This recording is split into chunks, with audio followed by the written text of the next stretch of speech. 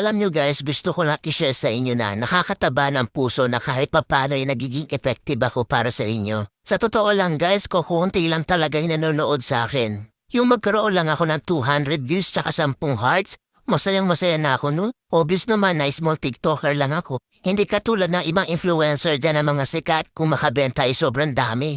Pero ako guys, kahit ganyan lang yan no? Ang saya-saya, promise. Kahit ganyan lang guys. Feeling ko hindi ako napanghihinaan ng loob.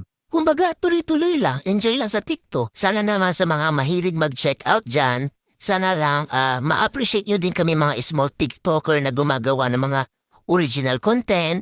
Hayaan nyo na yung mga influencer, mayayaman na yun. Yung tipong sila naka-iPhone 14, yung mga video camera nila, gaganda. Tapos ako naka-Realme, ang labo pa. Support nyo naman ako guys as a small TikToker dito na gumagawa ng original content. Sana ma-appreciate niyo po ang mga video ko. Salamat!